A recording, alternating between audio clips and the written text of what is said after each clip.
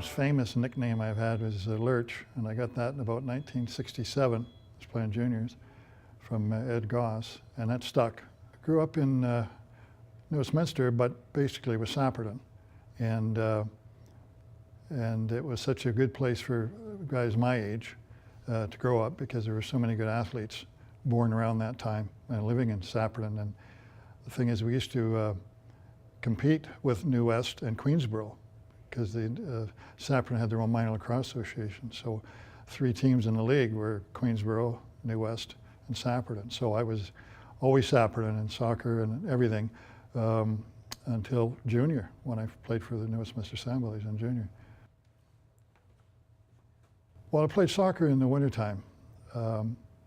Hockey was big in New West, like Wayne Goss and those guys, and Wenzowski and that were very good hockey players. But the thing was living in Sapperton, and you had to get up like about 5 o'clock in the morning to go to Queen's Park for practice, and it was only an hour. And I thought, well, I'm not really keen on that. And but my dad was involved in soccer all his life, and he was actually even going to coach me down in Sapperton Park. And so a lot of us just played soccer. And I played football in high school and for a couple of years and really enjoyed that.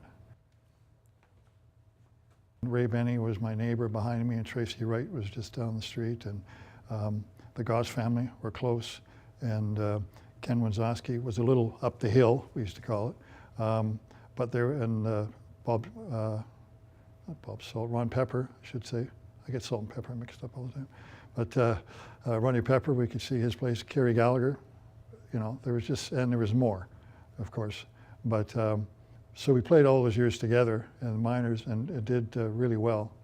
And so then when we did get up to juniors, we ended up playing in 2 Minto Cups against the Oshawa Green Gaels, who were, you know, not certainly from Oshawa, some of them were, but a lot of them were from Huntsville and all over the province. That was the way Jim Bishop did it. He really knew what he was doing. And so we would go from a junior assembly team that half of them were from Sapperton, and they were all within a stone's throw of each other, to playing the Oshawa Green Gaels in the Minto Cup, and they were from all over the province. So it was difficult. That's why they always won. But it was, you know, we're always very proud of the fact that we were from Sapperton. And in the minors, we did so well. There was about 3 or 4 years there, a gap between players and playing in Pee Wee Bantam and that kind of stuff, that we all represented, you know, in the provincials. We usually won. The odd time we didn't. Like Victoria beat us one year in Pee Wee. But we were in the finals, either provincially or Canadian-wise, Dominion-wise, for 13 straight years. Well, I think one of the things that hurt us is that we didn't have a real tough schedule. A lot of the teams weren't that good. I mean, we didn't go undefeated, but we'd go 3 losses in a year, or maybe 1 or 2.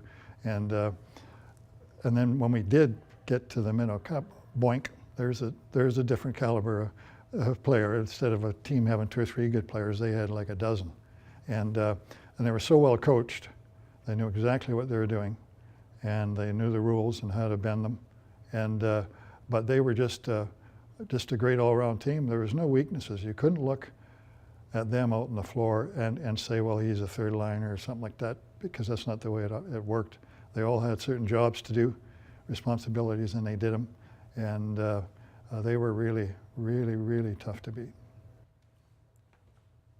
Now, at 67, we had a chance. I knew that would be the best. It was my first year junior, but I knew it would be the best team that we had, because we had some 21-year-olds like Paul Schmier and guys like that you could really count on. And so we went back there, and it went 6 games, and we had them scared because they won 3 in a row, and then we came back and beat them 2 straight, and we all thought, well, this is it, we're going to get them, and we didn't. And that was, you know, the last year where they didn't have the 30-second shot clock, so they could just rag the ball. And so whenever our number 1 line was out there, they would have their 3rd line out there, and if they won the face-off, then we knew we were hooped, because they just run a figure 8 and a weave and everything, and all our top guys were so bloody exhausted, and then all of a sudden Bishop would change lines, and then all the top guns would come on, and they'd get the ball, and our guys were exhausted, and boink, it was in the net, and you know, they just knew how to win, and they did it for 7 years in a row or something, you know, just you know, I only played 2 years of junior, but both times they beat us, and in '68 they beat us 4 straight. We picked up a couple of guys, but one of them got hurt in the first game, and that really hurt us because he would have helped, and yeah, they were just too good, no weaknesses at all. The first year I played up, it was just 1 game, and it usually was an emergency type thing. I was only 16, and it was my first year of junior. I was only like a year out of bantam almost, so I was a little bit surprised, but they called me up and played against Coquitlam. And then the following year, they just kept calling, and it was the Pro League. They called it the Pro League, but it really really wasn't a Pro League.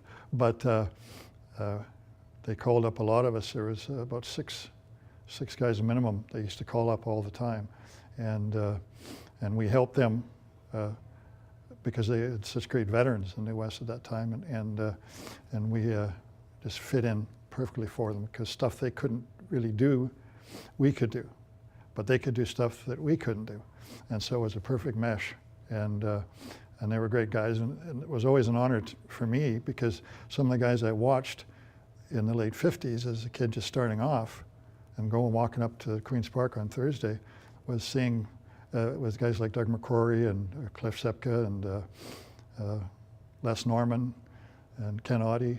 Well, they were all on that team when we went up. So it was really fun playing with guys that you watched for 10 years.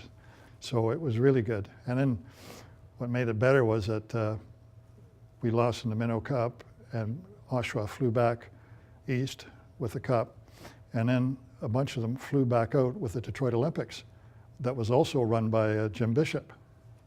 And so we thought, well, here's a chance to get back at these Green Gaels. And we did. We actually won the professional championship that year. And so it was kind of fun. It was our last kick at the can with Oshawa, so it worked out really well. Well, just after we beat Portland, they were called, and that was just the Adanacs, basically. And we had to play, I think, 2 nights later. And we were all exhausted because it was a grueling series with Portland, because they had a good team. And but we ended up getting shellacked the first game. But I don't think anyone really minded that, you know, because we knew that we were all tired as hell and everybody was hurting and whatnot. But I think everybody thought, though, that even though we got beat pretty easily, we knew we could beat these guys if we did certain things. And that's what we started to do. And it just crescendo kind of, you know, was rolling. And Cliff Sepka was in his last, he was a player coach that year. And he was playing really good for a guy his age. And it just got bigger and bigger and bigger. And the crowds, it got so, they were, you know, if the fire marshal, and half of them were firemen anyway, but if there was a fire marshal in the building there, that would have been closed down, because you couldn't even, everybody was sitting in the aisles. And the funny thing was, every time we'd scored a goal, the place would go berserk, and I'd be standing right beside a guy congratulating him on a goal or some damn thing, and he couldn't hear me. But when Detroit scored a goal, you could hear a pin drop, and you could hear their bench cheering. And that was it. And we had, holy smokes, is this something? Because I think there was over 4,000 people there at that final game.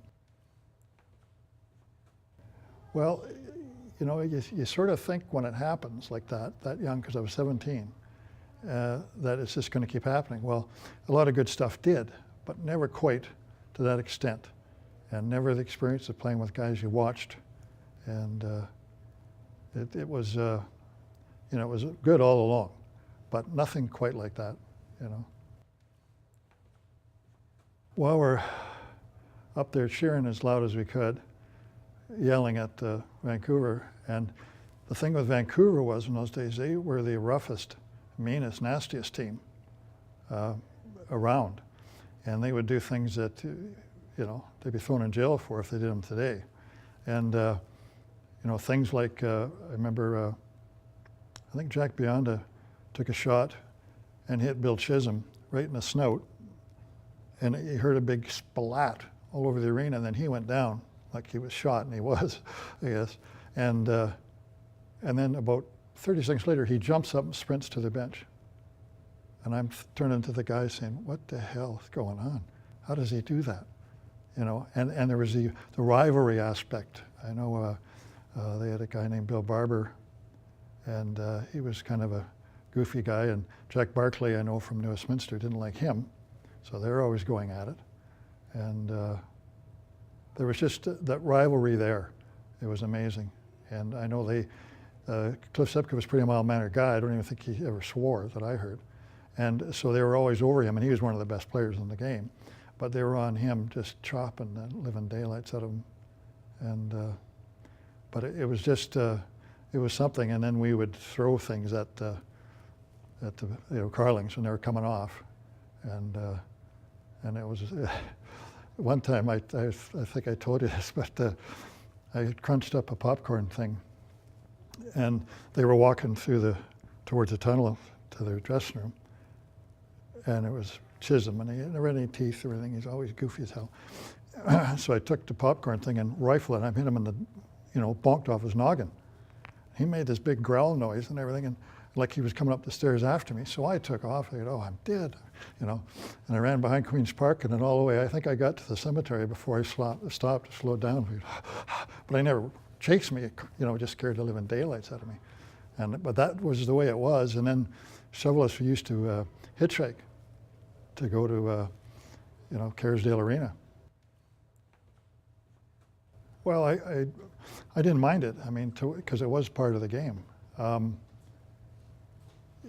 one thing that New Westminster did, not so much in junior, but in senior, was they were strictly went on skill. They didn't bring a guy in because he was a goon or whatever, because if you were a goon in those days, you couldn't play lacrosse usually, and the other team takes advantage of you. Like Vancouver always had some goon that was an egg and spooner, stuff like that. But New Westminster wouldn't do that. And so you had to be a player or you don't play there. And so I just thought, well, I've got to stick up for myself and my teammates because I'd done it in junior and stuff, and that's the way it was. And there's nothing worse than having a good friend of yours, a teammate, get crunched or get a dirty hit from some guy, and you just can't let that go. I mean, I couldn't, and that just was the message I tried to send. If you want to play the game hard and fast, that's the way it should be done, and I'm all for that. But if you're going to pull goofy stuff off, then that's no way. And it sometimes was a problem because Pete Black, when he's coaching Vancouver, always had one or two goons, and a lot of time their job was to get me off the floor. So right off the face-off, I'd be getting cross-checked and speared and stuff like that. And I mean, I had a coach one year in '74, Ron Hemmerling, that he wouldn't let me fight. He just said, "You're not fighting." And I said, "Well, I got to." And I said, "Don't worry about it, I'm all right." And he said, no, you're not going to fight. I'll tell you when you can fight. So one night he came into we were playing Vancouver, and we came in to the dressing room, and there's this big, huge tackling dummy in the corner of the dressing room. He says, "Okay, now, Lurch, I want you to warm up and start punching." I said, What are you doing, Hammer? I don't need that. He said, "Oh, yeah, no, I want you to get loose and get ready because you're going to fight tonight." So I said, "Fine, but I don't have to punch that stupid tackling dummy." And he says, "Oh, yeah, you got to." So I didn't want to, so I didn't. I went out for the warm-up, and he's standing there staring at me from the boards and gives me one of these. So I thought, oh, for Hammer, I got to do it. So I went in and pretended I was punching the thing and that. And then during that game, then I got in a big fight and stuff like that. So Ford Sanderson, he was one of the Vancouver guys that was brought in to do that kind of thing. And I thought it was funny because it was the first time I thought, well, I never ever wanted to fight dirty, or when a guy's laying on the ground, I'm not going to jump on him, like some guys do, And so anyways, I got him with a good one, and he was laying on the ground, and I thought, well, that's Sanderson. I'm going to give him what he would be doing now if that was me or somebody else. So I got on top of him, and I just went to give him a sundae, and Bob Salt, who was playing for the Vancouver, grabbed me from behind and said, "Oh no, he's done. He's don't do that anymore." You know, and I'm trying to get away from Salt, but Salt's so strong, I couldn't get loose to throw the punches, and I seen Sanderson's eyes flipping in his head. I thought, oh, but that's just the way it was, you know. Well, not really. A lot of people thought I was because of the way I used to fight. One of the things I didn't like was grabbing on and wrestling, you know, because I wasn't into wrestling, never was. But, you know, if you got them at a distance, not a long reach, and if you know what you're doing, it's a lot better off. You know, sometimes you can't help it. They'll rush in and grab you, and so then you got to do that schnuck. But I always enjoyed watching Barkley, and Wayne Shuttleworth could really fight, and Ed Goss was a good fighter for a smaller size, and so I just enjoyed that better. But some guys, you knew, they don't want to smack and throw punches. They want to get you in close knee and the you know what and all that kind of stuff, and you know, bite you if they could, you know, stupid stuff. Well, every time we played Vancouver in Queen's Park, a lot of the guys would say, non-lacrosse player guys, just friends and that, and say, "Are you going to fight Sanderson tonight?" And I'd say, "Well, I'll tell you what, when we line up for the national anthem, and I nod my head like this, that means we're going to have a fight." And so then I would do that, and all of a sudden a bunch of guys in the corner would be cheering, standing up and all that. And so that was always fun. And you know, a lot of our good friends used to go to those games just for that kind of thing. And then of course the Columbian newspaper had Don Cannon as a reporter, and he used to play that stuff up, you know. Sometimes I thought it's getting a little bit too much like wrestling, you know, but it was legitimate, and that. And the thing again with Sanderson, Pete Black would get him to try and get me right off the opening, you know, to get rid of me, because you get, I think it was 3 fighting penalties and you're gone, you get suspended. So he would come after you 3 different times. You could have knocked him cold, which I didn't, but he could have knocked him cold, and he would get up and, you know, a few shifts later try and get you again, to get rid of you. So finally, one game, remember I said, "Okay, well, I'm going to get him early, so just keep everyone off my back, you know, because I'm going to go get him." And then Fred Greenwood, who he never swears, doesn't drink or do anything, and he said, "Al," he says, "I'll get that nose picker next." That was the worst word he ever said in his life. Called him a nose picker. He says, "I'll get him next." I said, "No, Fred." Although Fred was certainly big and strong enough to do it. And then Steve Deesum, little Stumpy, he said, "Yeah, I'll get him third, and then he'll be out of the game, and then we can have fun." And I said, "No, Stump, I don't want you to get hurt or anything, so don't." And he said, "Oh no, I know what to do." So next time out, Fred Greenwood went after him, chased him down and threw him down, and was going crazy on him, yelling and screaming and then laughing as he jogged off. And then the next time out, Stumpy went after him and got in close and didn't take any punches to the noggin or anything. And so that was the end of Sanderson. So, you know, then we could have a normal lacrosse game. And so it was a lot of fun times. You know, when you play with teammates like that, you know, it's always good. Well, it was so important with the leather sticks, and having the right depth of pocket, having the right shooting guards in it, and it was really a work. Like nowadays with the Tupperware sticks, there's not a whole lot of work to be done, and because I like to check as well, cross-checking to me was the name of the game. Now I don't think they really allow it, but so I had to have a special handle put on my stick, and so I used to go to Ab Brown. He was our stick guy, a hell of a guy, and he used to put a sledgehammer handle on it, but he would, you know, whittle it down on his lathe, because we used to go and watch him. He was in his basement, and he'd whittle it down. One time I had a hardwood one in there for quite a while. It was pretty heavy, and but he would splice it in and glue it and then fiberglass it, so that way I wouldn't break sticks all the time.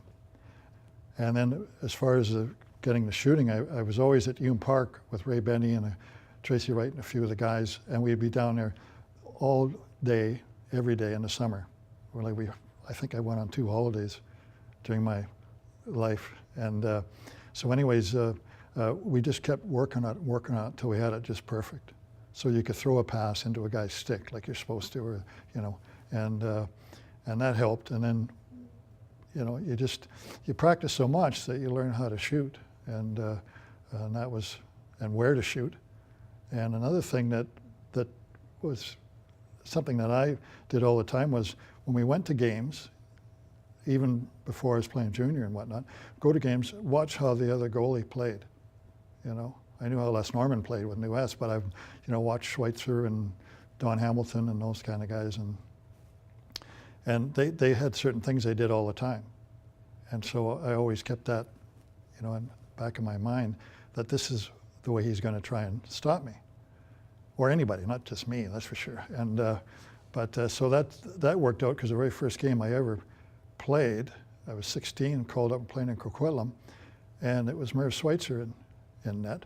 So I knew that every time he wound up to shoot, he'd give you all that one side, and then you would, and just when you got to this point, he'd jump, and then you would hit him on the chest as he was going to the side, and you looked like a jackass doing that. And so all I knew, I only played, I think, 3 shifts that whole game, but I remember the first 2 times I got the ball and had a chance to score, I went and just pulled it, and he jumped right out of the way, and I put it in the short side. And that was strictly because, you know, I'd scouted him basically for years. And so that was one thing I always used. And fellows like Cliff Sepka and Paul Parnell would really help you with where to shoot on a guy, how to get the ball so it hits and then bounces, like put the spin on it when you follow through, and that would help. Cliff was always halfway up the net, was his thing, but when the goalie comes out, bounce it just on the outside of his foot with a spin on it, and it'll hit there, boink, and then in the net. So those kinds of things the younger guys were picking up on from them. We didn't invent them, they showed us. And so that really worked. And so it was fun. And growing up too, I always played on a line with Ray Benny and Tracy Wright, and they were big goal scorers, automatic. And so I kind of didn't want to be getting nothing. And so we just practiced together. We knew where we were going to be, and it was, because as far as I'm concerned, Ray Benny was the second Jack Bionda, skill-wise, and he was just unbelievable. And then as far as the defense goes, when we were kids, we were winning by so much. It was, everybody seems to get into that thing, well, wonder how many goals we can get tonight. And we weren't really that concerned about how many were scored, because we were going to score way more. Then we got a coach came on board in, I think about 64, 65, Art Burrow, who was a lacrosse player, and he started teaching us how important the defensive side was, and how to, you know, chop a guy, you know, and you know, his thing was to chop straight down, and then the ball comes bouncing out, and how to cross-check. Don't cross-check up here, because you're going to slide up into his head. Cross-check on the elbow, or even a little lower, and get away with it. So I always tried cross-checking on the hips, and so guys would crumple if they got hit on the hips, because their arms are up like that, and that was one thing. But that's illegal now. But that was, you know, what we were taught. And then I think I realized that it's important as offense. If you can stop them, you know, then you won't have to score as many goals, you know. But so that was sort of the gist of it, and the people responsible. But I like shooting. And then of course, you know, sometimes you get lucky and they put you on a power play, and that happened to me pretty early, because I never played the shooter. I mean, I played the shooter, but I never played the point on a power play until I got to senior. And that's quite unusual. And because Ray Benny was always on the point anyways. But so when you're on there, you know, you don't stay on there unless they score goals. You know, we score goals. So that's another thing that helps as far as that goes. Well, Wayne Goss was 3 years older than me and played up at least one level higher. So every 2 years you'd jump up, but I could never jump up to that level, of course. And but we used to watch him. Ken Wazowski was the same. And Wayne was just a very special athlete, because every sport he played, he was very good in. I've never seen him play something where he wasn't top of the line.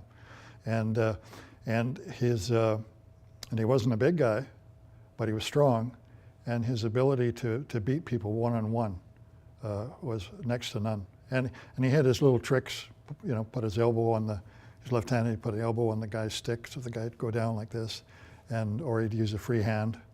And he had all kinds of tricks, and he used them all the way up from junior, or even before junior, all the way up through senior. And he stayed pretty healthy. You know, he wasn't one of those guys that ended up with, you know, twisted knees and ankles and separated shoulders and things like that. The only thing that used to happen to Wayne from time to time was he would get a concussion. And we didn't wear helmets until I was in Bantam, so he would have been in Juvenile B probably before he even wore a helmet. And so that was the only downfall that he had, quite frankly. Well, Ed always had to look up to his brother and protect him. He was just that way, even though he's a couple years younger, or at least a year and a half younger. And well, that's just the way it was. But it wasn't just with Wayne, his brother. Ed used to do it with all the guys, no matter who it was. He would go after them. And I was always, I knew he was a good fighter. He was, you know, wiry as hell and knew how to throw punches through them straight instead of this kind of crap. And he was really, really good, but it did cost him in the end because he ended up with separated shoulders and knee operations and, you know, all that kind of stuff. And if you have to fight, not that if you want to, if you have to fight and you've got a separated shoulder or something being held together with a harness, you know, you can't do it. And so he suffered with a lot of injuries. And but like I say, it wasn't just Wayne. He'd protect anybody out there. So that's why everybody liked to have him as a teammate, because they know they could count on him. Well, Paul was he was a kind of a taskmaster and not always friendly, but he was a player coach, and he really got on you if you did something wrong. And but the thing with him is he was such a good player and one of the best shooters, you know, I've seen in the game. And he gave it his all every game. I never saw him slack off ever. And Paul Parnell and Wayne Goss, in a close game in playoffs or anything, they usually end up getting a winning goal. If the game's tight, they did get the damn thing. And it was just, you know, we could count on that. You know, we weren't going down there taking stupid shots thinking we had to score. They were going to get them, and they usually did. So he was a real taskmaster, like I say, and kind of hard on guys sometimes, because he didn't take nonsense, you know, lightly. And so we had some guys that were kind of grumpy with him from time to time, but you know, he had all the respect in the world for what he did, and he played with injuries like broken fingers, and you know, how many guys can play lacrosse with broken fingers, and stitches all over his face, and he never ever slacked off. And he's one of the guys that he would take a beating, like fellows like Bill Bradley and Coquitlam, and some of the other ones would be chopping the hell out of him, and you know, and he'd get down there and do it, and then he'd run back on defense, which is different than it's played today. And I used to ask him, you know, wouldn't you rather just play on offense? And he said, no. I said, hell, I want to get Bradley back. So as soon as he comes down, I do the chopping. And that's the way he did it. He was just, you know, nasty. And so that was what everybody respected about him. He took it, but he gave it back just as hard as he got it. Remember, a fellow told me one time that it's like baking a cake. You got to have the right ingredients. You know, the eggs, the flour, all this kind of milk, or whatever. And but you can't have too much of one and not enough of another, or you don't make a cake. So he said, that's what you got to do, and that's kind of like what we had. You know, we had the guys that could get the loose balls and fight, and other guys that could check like heck, and then the guys that like Wayne and Paul and Ken Audie could just put the ball in the net, and that's all you wanted them to do. He was another one of those guys. He was a Sapperton guy too, and we're always proud of that. And he was a hero to us in Sapperton, because he would include us in games they'd have at Hume Park, like hit the post and stuff like that. This is before he was in seniors and junior and stuff. And we'd play with Mac, and then we'd play out and touch football and stuff out in the field, and with him and his brother Warren and some other guys. But Mac was just a real good, honest guy, and probably the best crease man I think I've seen. And the one sad part about the game when we played it was in '69, we were playing back in Peterborough. And I think the Toronto Maple Leafs were training there then. And so they would put styrofoam on the ice after they were finished, and styrofoam and then plywood, big things of plywood, but unpainted, just plywood. And then the lines, the dotted lines and stuff in the creases, they would use masking tape. And so it was almost the same color. And so Mac had that move where he would step from one side, because he was 6'3", 6'4", and a huge reach. And he would get the ball and then take a step, but not in the crease, and then stick all the way around and boink into the far corner. Well, he did that all his life. And that year, without a word of a lie, he wore number 11, and he had 11 goals called back in that 7-game series. And we lost in 7. And if they had allowed just a couple of those goals. And the thing was, we pointed out to the referees many times, but they were Eastern guys. That's long before they started bringing out Western referees. And because the guy was blowing it from center, and we had him at center and say, okay, where's the crease? But he couldn't see it, of course. You know? And I had friends that I played with in Long Island from Peterborough, a little younger than me, and they were the ones that were putting the juniors at that time, putting the floor out. And they told me, they said, boy, you guys got zipped. You know, they really zipped you guys, you know. But that's the way it is. But Mac Tyler was just that kind of a guy. And he played through injuries, and because he was always having something hurt. You know, his knees sometimes had big, like they had golf balls in them or something, you know, just weird.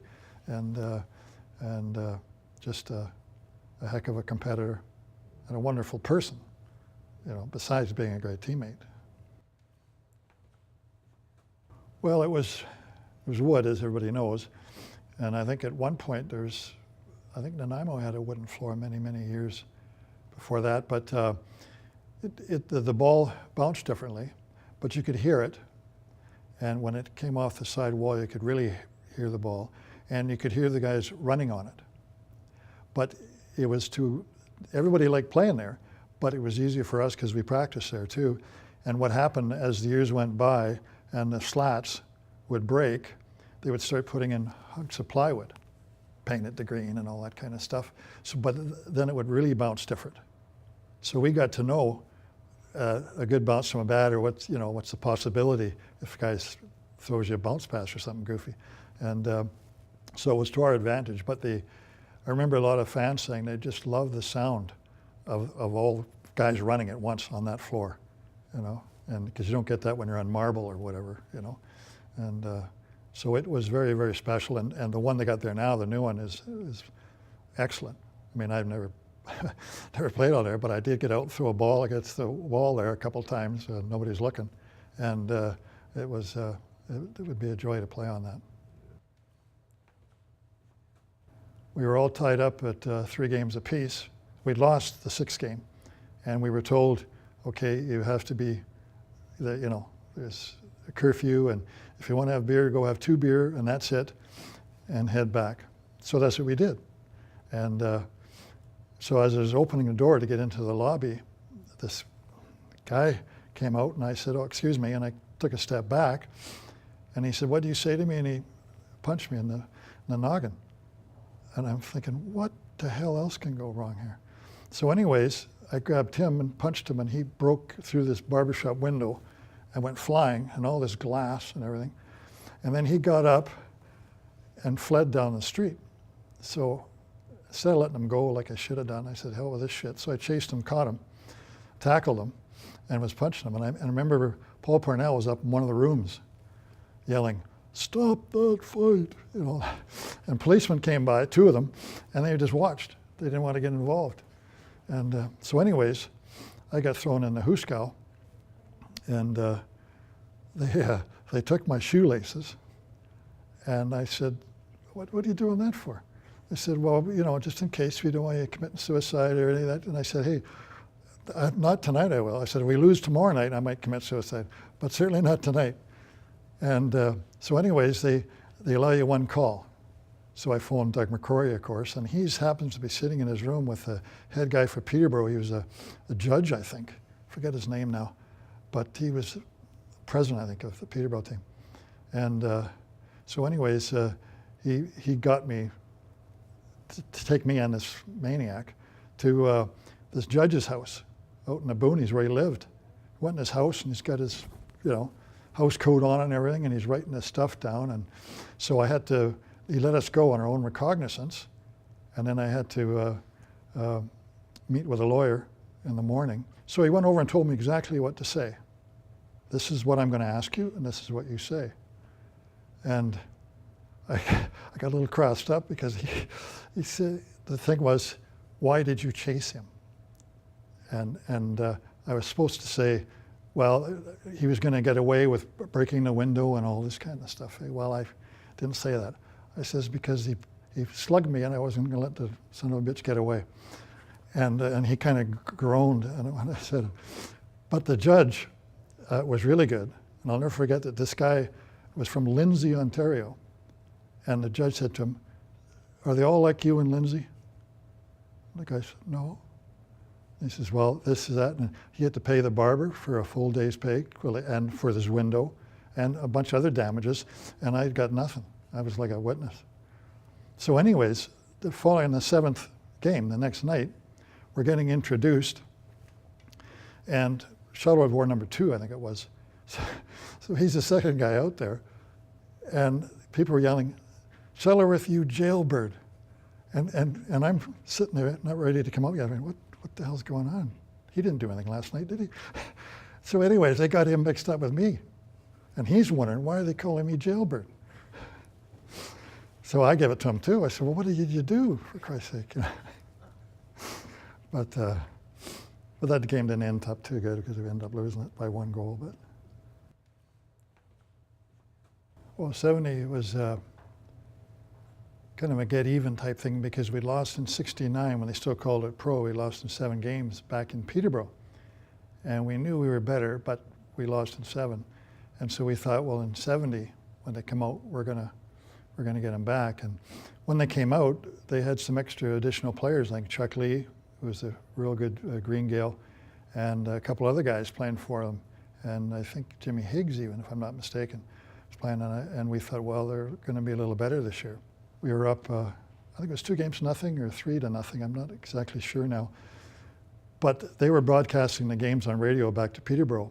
And one guy that from our team or something, the director or whatever, heard them saying that they got to get me off of Davis, because I was checking Johnny Davis, and he's quite a smaller guy. And he wasn't getting the points that he usually would get. And so they wanted to get him freed up. So they said they got to import a player. So they did. A guy named Ron Liscombe, who was a big Skookum guy. He was the wrestling champion for Western there at Ontario University. And so anyways, we're in the lineup, and I'm looking at this guy, and he's staring at me, and I figured, oh no, another one of these things. So near the end of the game, he didn't do anything until near the end of the game, and something, I forget what happened, I was going for a loose ball or something, and he cross-checked me from behind. And I remember I went down, but the crowd roared like crazy. And I thought, I know who that is. So I got up, and then we had a fight, and then he quit. You know, he didn't know how to box, he was a wrestler. And he quit, and that was it. And then Ed got in a fight with another guy on their team that's supposed to be a tough guy and beat him up real easy. So we ended up in the penalty box when the final whistle went, and we'd won the Mann Cup in 4 straight. But Liscombe was a guy that was playing in Boston. His nickname was Moose. And they came up to me the first time that we got the team together and was telling me about it. I didn't want to do that. They brought me out, and you know, and I wanted to come out. And I said, who cares? Don't worry about it. It's no big deal. But he was a real nice guy and strong as a bull, but just didn't know how to fight properly. But that was a lot of fun too. and they had Morley Kells coaching them, and Gaylord Powless, and the usual guys brought in, and they were a hell of a good team, but we had a real good year in '72, and when it came to play them, I remember a lot of people saying that they're going to beat you guys. They've just got too much talent, and they did have a ton of talent, but again, everybody just played up. Like Joe Como and net played fantastic, and everybody was at the top of their game, and we beat them in 4 straight. And nobody would have believed that. But it was just, and we did have one pickup. We had Bob Salt to replace Ed Goss because he had gotten hurt in the playoffs and couldn't play in the Mann Cup. So the league let us pick up Bobby, and he helped, of course, because he's a hell of a player. And so everything just fit in, just perfectly. Our goalie, Joe Como, retired, and we really didn't have a backup that could play near that level. And so a couple we had quit pretty quick because they realized it was going to be tough on them. And then Wayne Goss got hurt. I think Brian Thompson took a shot. He's playing in Victoria. Took a shot and broke his jaw. So he was out for a long time. And Kenny Wanzowski, if my memory serves, jumped on a sailing boat and went to Hawaii. So we were bringing in guys and playing a lot of senior Bs and juniors, and we just couldn't get it together and didn't even make the playoffs, which was horrid. But when you look back at what we had, it was pretty tough. Everything turned around again. Joe Como came out of retirement right away. That assures you playoffs, and we had Ron Hammerling as coach, and he was a comedian. I've always compared him to Rodney Dangerfield because they looked like each other, and they walked the same way, and they talked the same. And he got us laughing so much because we didn't need someone to show us how to play the game so much, or this philosophy or this theory or whatever. We needed a joke from Hammer, and that's what he did. And he would say things at the right time.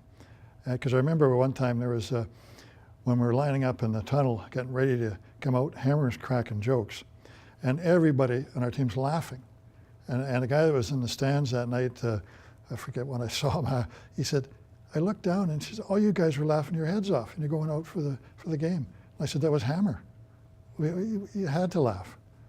And the things he would pull off when we played Vancouver, because he was a Vancouver player for the Carlings and all that stuff. And he played with Pete Black, who was Vancouver's coach. And he would, and if we were beating them, which we usually did that year, he would walk up behind Pete and say, Pete, it's not a bad team. It's not a good one though, but it's not bad. And then walk back, and Peter Black, he wanted to punch him, And then one time after the second period, Hammer goes out there. We're all sitting there getting ready to start the third period or whatever it was. And he says to Black, he says, let's change places. You guys don't listen to you, they might listen to me. Let's change. And Black just scooted right down the other end of the bench. And we're all howling, and their guys are all grumbling. And so it was just that type of atmosphere that we knew we were going to win no matter what. And the league was a little watered down then because a lot of the good players had gone to play the first year of the Pro League in '74. And so it was just fantastic. I think we lost 3 games all year by 1 goal, all at home, which was ridiculous. But and then when the Mann Cup, they just sent like it was a 1-game deal, and they sent Windsor out, and they were mostly senior B guys because they're all in, the good ones are in the Pro League.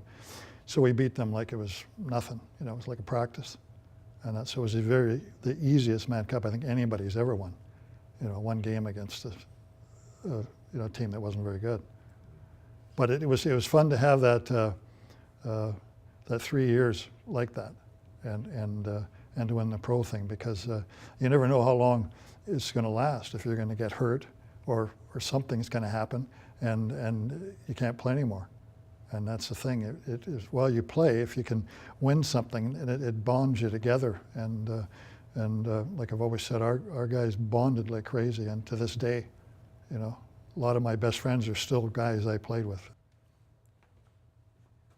Well, Billy was our GM, and he was such a good guy.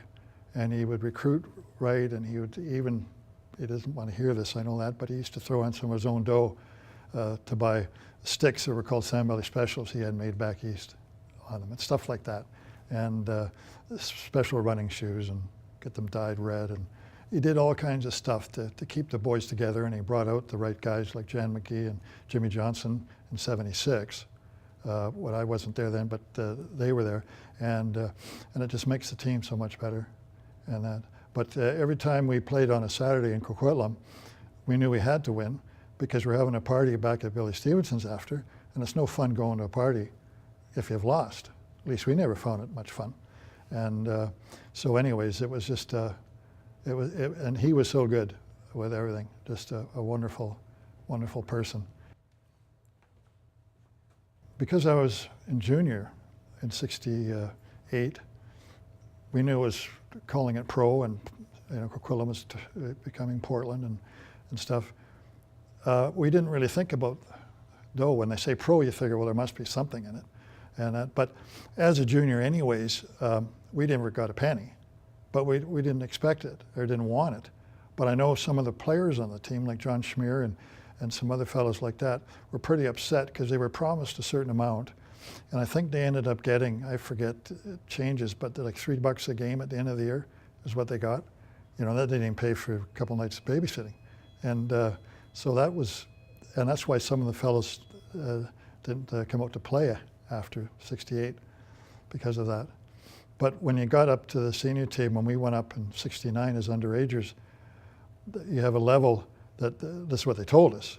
And we had no way to dispute it, obviously, or would even be interested in doing that. But they gave you $12 for a win and $7 for a loss your first year. And then the next year, it was 15 for a win, 10 for a loss. And then went up to 20, 15 or whatever. The most I ever got out of New West was, I think, $25 a game. And, who cares? And the thing is, in the playoffs, though, you got an equal split. And so we'd get as much as, the top guy type thing. And so that was pretty good because a lot of the splits there were $35, $39 a game. And you'd get it just before Christmas. So it used to do your, if you had enough playoff games, you could do your Christmas shopping for you back in those days. And, but everybody knows there's certain guys that are going to get the kind of money. But it never bothered any of us, that I know of, because we just wanted to play on that team. And if they throw a couple of dollars at you, that's basically a bonus. Because you just wanted to play there. But we know there was guys that were looking for more money and held out and stuff like that. But that's was kind of none of our business. That's the GM's business. And the year points-wise was all right, but I didn't feel really good because the first exhibition game we were playing up in Drummondville, Quebec, and I tore my ACL. And a couple other ligaments, and going after a loose ball because I was chasing it down, thinking, and they had a goalie, I think his name was Rick Pala or something like that. Wasn't their best goalie, but he came running out, and I knew he was looking at me. He wasn't looking at the ball, so he wanted to, crunch me. So I thought, well, I think I can get to him before he gets to me. So what I did was I just jabbed, stepped, and snapped it, licked with one hand, and got it, but my knee went on a joint, and I went down, and I knew I was done.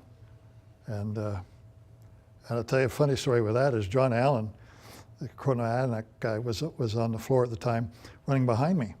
So I flipped him the ball, and he walked in and scored on a empty net. So I'm helped off to the dressing room, and he comes off later, and he says, I'm packing it in. He says, I got 6 goals tonight, Al. They don't need me anymore. I said, oh my God, here I'm laying there like I'm thinking I'm going to die. And, but anyways, that really caused a lot of pain and problems. So I was going into games. A lot of people don't know this, but I would get 100 cc's of fluid taken out of my knee before the game. And it was always swollen. And then I had that real big lumbering brace made at Lenox Hill Hospital. They had a brace shop there. They used to make them for Namath and Orr and all those guys. And so I wore that. and I could go okay in a straight line, but I couldn't really stop or anything. And so, you know, I tried to do as best I could, but I think I could have done, if I hadn't been hurt, I would have done a hell of a lot better. But it was enjoyable, and I got to play with such great guys and had lots of fun. And that was the main thing. So they said, well, you're a first-round pick. We got to trade you. And I said, well, go ahead. And so that's what they did. And I had teams phone me. Montreal, Jim Bishop phoned me and wanted me to go there and that. And I said no. And then Morley Kells phoned. And I said, oh, I'm yours. So went into there. I think I played 18 games with Boston and 35 or whatever for Long Island in playoffs. But that was the only thing with that deal. But the lacrosse was good. The teams were competitive. And, you know, I think the league could have continued on, but there were some financial problems. Plus the Olympics were coming in the very next year, so Montreal couldn't have a team. And it was all, you know, kind of just always bad things happening. I got it operated on at the season's end in New York, and the guy that operated on it was, he ended up being the New York Yankees doctor. Cohen was his name, Morris Cohen. And he did it, and in those days they didn't do what they do now. They went in, they called it 6-1 or something. So they did it up, but I was in the actual hospital itself for 14 days. And then I wanted to go home, but I had a cast on from my toes up to my groin, and like a walking cast, and I was supposed to have that on for another 2 months. And so anyways, when I finally convinced them to let me fly home, and I knew a doc out here, Davy Locke, and he was going to take the thing off and all that stuff. And I went to see another surgeon, and he said that, you know, he said, no teams do that anymore, that you should never have been allowed to play. He said they'd be sued to hell and that. And I said, well, I wanted to play. It wasn't they were saying you got to get out there. I wanted to play. I mean, I couldn't stand the thought of not playing. But we could never get it better, you know, and that's when all the other operations and stuff. So 75 was pretty well it. Well, one game in 76, I was going to give it a try because the Peterborough guys were out, like J.J. Johnson and Jan McGee, and I was coaching the senior B team in Westminster at the time. A lot of my buddies are playing on that, but I thought I'd like to give it a try, and so I worked as hard as I could on it. But we had a practice the night before the game, and I shouldn't have practiced that hard, I guess. I don't know how you get around that. But the knee was so swollen for the next, like for the game. But I played, but it was really, really difficult. I was glad when that final whistle went, I'll tell you. It was just, and that was it. Couldn't do it. And then 77, I thought, well, I'm only 26 years old. I should maybe try my best, because I'll regret it if I don't, to get it back in. But running, and a lot of people don't know this, was a big part of my game, being able to run. And if you can't run, you know, you lose half your game. And so it's tougher to check, it's tougher to do anything. And so I tried in 77, and it was pretty tough. And then I thought, well, in 78, I was 27, and Ray Benny was going to make a comeback. He was near RCMP, but he'd already been posted out here. So he was going to play. Chuck Medhurst was a great player and a real good athlete. He played in 75 with us in the Pro League. And Slack Matheson was going to make a comeback. So I thought, well, with these other three guys, maybe we can do it. Well, right away, they all got hurt. Ray got the end of his finger chopped off, and Slack hurt his back, and Medhurst hurt his knee, and I was the only one left. And then I pulled my hamstring, so I missed most of the year and tried to play at the end of the year, but I knew that this is it. I'll give it my best effort. I played in the playoffs. We lost to Coquitlam that year in the playoffs, and I was hopping around and said, that's it, no more.